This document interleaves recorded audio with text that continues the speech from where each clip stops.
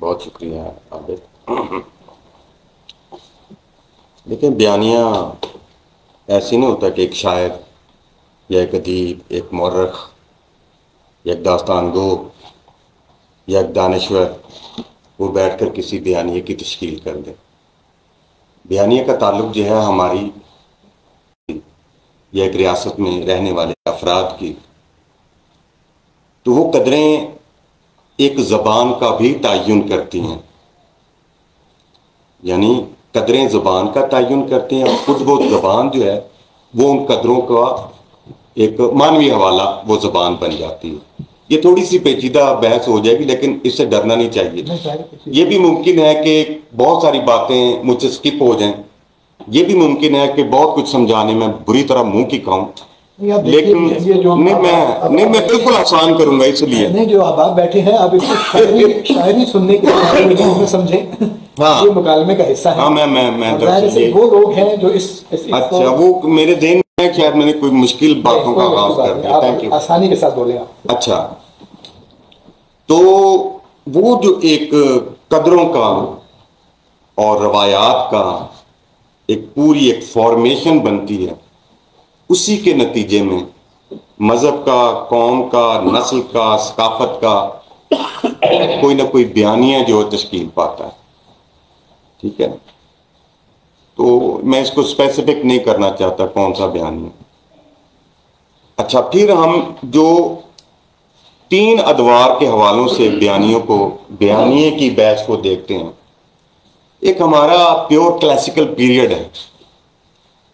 اور اس میں بھی ہر قوم کی اپنی ایک تاریخ ہے اور اس کے اپنے کلاسکس کا زمانہ ہے۔ یورپ کے کلاسکس کا زمانہ اور ہے، اور ہندوستان میں اسلامی تہذیب یا اس سے جڑی جو چیزیں ہیں مسلمانوں کی، اس کی کلاسکس کا زمانہ اور ہے۔ اس کو سمجھنے میں کسی بھی عہد کی، کسی بھی زمانے کی جو کلاسکس ہیں اس کا زمانہ۔ اچھا، اس کا تعلق جو ہے وہ شاہی قدروں کے ساتھ تھا، یعنی بادشاہ اور اس کی ہیجمنی، اس کے کنٹرول کی وجہ سے جو نیریٹو بنتا ہے، ٹھیک ہے، ہم کہتے ہیں کہ یہ مغل نیریٹو ہے،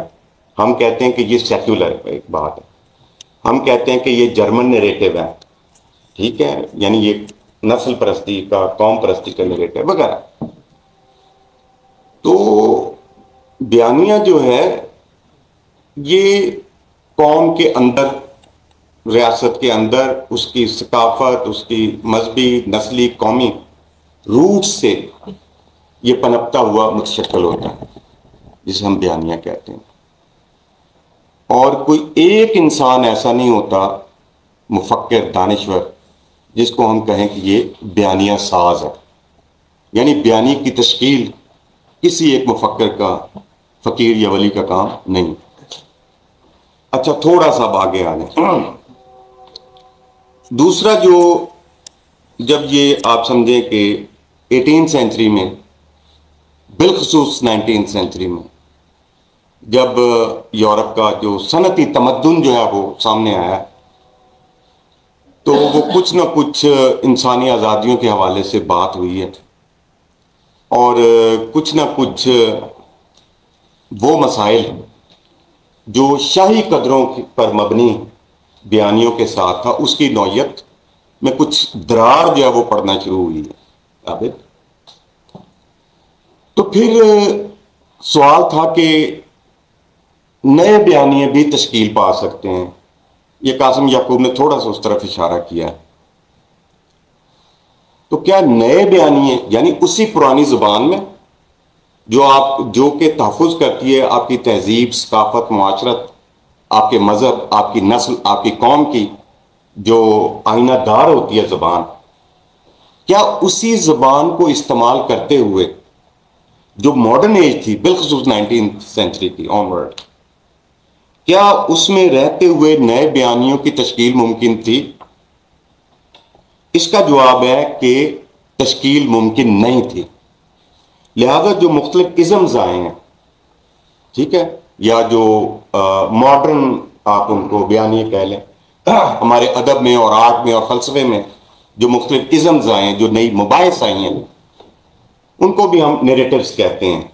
ٹھیک ہے، جیسے مارکسزم، یہ ایک نیریٹیو مثال ہے۔ اس طرح امپریشنزم کی موومنٹ ادھر ہے، یا علامتیت کی، سمبلزم کی، یا ایبسٹریکٹ آرٹ کی، مختلف. اب اس کو سمجھنا چاہیے کہ نئے صنعتی سماج اور اس کا بندوبست، اس کی نوعیت، اس کی ہیرارکی اب وہ ویسی نہیں تھی جیسی کہ ایک شاہی اشرافیہ کے دور میں بیانیوں کی تھی. اب صورتحال بدل گئی، لیکن زبان کیونکہ وہی تھی، اقدار و روایات و مسائل و معاملات ان کو سمجھنے کے لیے، انڈرسٹینڈ کرنے کے لیے، ان کی معنوی جہاد تک رسائی کے لیے جو ہمارے پاس زبان تھی وہ ماڈرن زبان ہی تھی، وہ کلاسیکل زبان ہی تھی. ہمارے پاس چند ایک نئے ٹولز کے نام آئے، اس کے علاوہ زبان اپنے ثقافتی، مذہبی، قومی حوالوں سے وہی تھی جو کلاسیکل پیریڈ تھی. لہذا یہ جو جدید نیریٹیوز آئے ہیں مختلف قسم کے، یا آپ نے نظریہ یا موقف یا جو بھی آپ اس کو کہہ رہے ہیں، لیکن ان کے لیے بھی نیریٹو کا لفظ معیوب نہیں، ٹھیک ہے، مناسب ہے، کہا جا سکتا ہے، کیونکہ ان کی بنیاد پر پھر بہت کام منظر عام پر آیا، فنون میں بھی اور مباحث میں بھی اور فلسفے میں بھی اور دیگر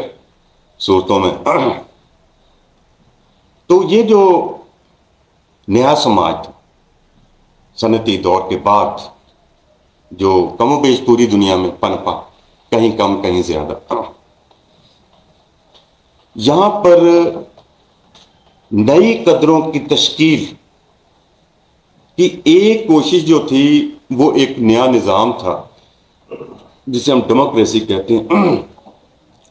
ڈیموکریسی میں گنجائشیں دی گئیں کہ آپ اسی زبان میں رہتے ہوئے، جو ہماری کلاسکس کی زبان ہے، میر کی زبان متروک تو نہیں ہوئی، 300 سال پہلے کی زبان، جو ہماری کلاسکس کی زبان ہے، اس زبان کے ذریعے کیا ہم نئے بیانیوں کی تشکیل کر سکتے ہیں؟ تو ظاہر ہے وہ جس سٹرکچر کے ساتھ یا ساختیے کے ساتھ یہ زبان شاہی ساختیے کے ساتھ یا بیانی کے ساتھ جڑی ہوئی تھی، اس میں اتنی گنجائش نہیں تھی کہ وہ نئے زمانے کی ضروریات اور تقاضوں کے مطابق اس کے پیرلر کوئی نیا بیانیہ جو وہ گھڑ سکتی یا سامنے لے آ سکتی. تو نئے بیانیہ تو یہاں بھی ممکن نہیں تھا، کیونکہ یہ جتنے بھی ازمز تھے یہ سارے کے سارے پہ حیران ہوں گے، یہ سارے کے سارے قومی ہیں، وہ نیشنلزم ہے، ٹھیک ہے، یا ریسزم ہے، یہ جتنے بھی ازمز ہیں یہ اپنی بنیاد بڑے بیانیوں ہی سے اٹھا رہا ہے. کیونکہ نئے انسان کا بھی خیال تھا کہ اپنے زمان و مکان میں خیر و شر کے حوالے سے، نیکی و بدی کے حوالے سے، انسانوں کے درمیان معاملات کے حوالے سے جو ہماری کلاسیکل پیریڈ کی زبان تھی اس میں جو طے کر دیا گیا اور اس کے ذریعے جن بیانیوں کی تشکیل پائی ہے وہ آنے والی صدیوں میں بھی سفیشینٹ ہے. ٹھیک ہے جی. تو میں تھوڑا سا اس کو وائنڈ اپ کر رہا ہوں. تو وہ پھر جب نئی صورتحال سامنے آئی ہے تو میں تو کہیں لکھا بھی ہے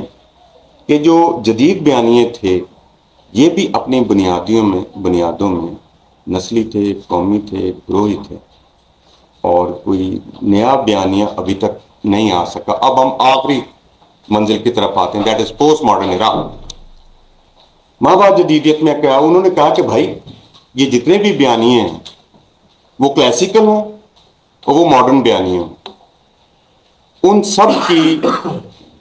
بنیاد جو ہے وہ عصبیت کے اوپر ہے. یعنی میں اپنے مذہب میں، میں اپنی نسل میں، میں اپنی قوم میں آئی ایم ویری ہیپی. لیکن ظاہر ہے اگر میری نسل ہے تو میرا کوئی مخالف ہے، اگر میری کوئی قوم ہے تو میرا مخالف ہے، ٹھیک ہے، اگر میرا کوئی رنگ ہے تو میرا کوئی مخالف ہے، اگر کوئی میرا مذہب اور ثقافت ہے کوئی نہ کوئی میرا مخالف ہے. تو وہ پھر ڈیریڈا بھائی نے ایک رد تشکیل کا طریقہ کار، ٹھیک ہے انگریزی ڈی کنسٹرکشن، رد تشکیل کا طریقہ کار اس نے ہمارے سامنے لایا ہے. تو یہ آخری جو کوشش ہے انسانوں کو انسان بنانے کی تاکہ وہ جملہ عصبیتوں سے